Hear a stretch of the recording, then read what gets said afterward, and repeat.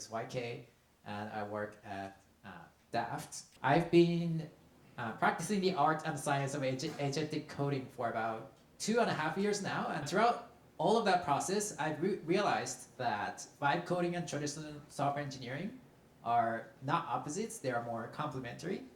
And the way I visualize this is like this. So the first level is vibe coding, where you just let AI go wild pretty much, and you forget that the code even exists. And it's totally fine for one-off projects and experiments and stuff like that, right? But I wouldn't expect it to be maintainable in the long term. And one level above that is what I would consider as agentic coding with discipline. And on this level, you might have stuff like version control.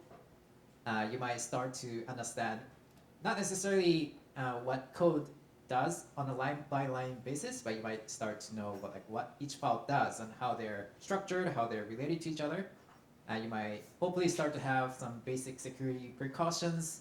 Level 3 is what I would consider as agentic software engineering. In this level, you might write tests, or you might have AI write tests that you actually verify to make sure they're testing the right things.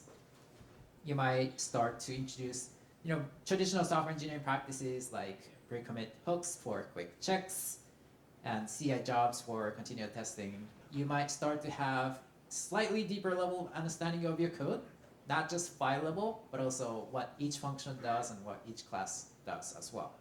And in my opinion, at the highest level, I would call it as high quality software engineering.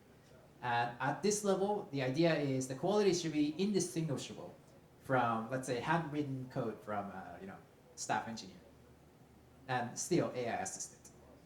And with this, you will hopefully have line by line understanding. You understand every single line of code that's generated. So sometimes vibe coding is totally fine, for things like quick prototypes, one-off scripts, and experiments. But sometimes you need high quality, so you might want to slow down for things like large-scale systems and mission-critical software, macro software, and stuff like that. Kind of the general consensus sometimes is that if you generate more tokens, if you use more AI, you get more garbage. But that's not necessarily true. If you use more of the tools that I discussed here, then you should be able to create more quality, not just quantity, through spending more tokens, essentially.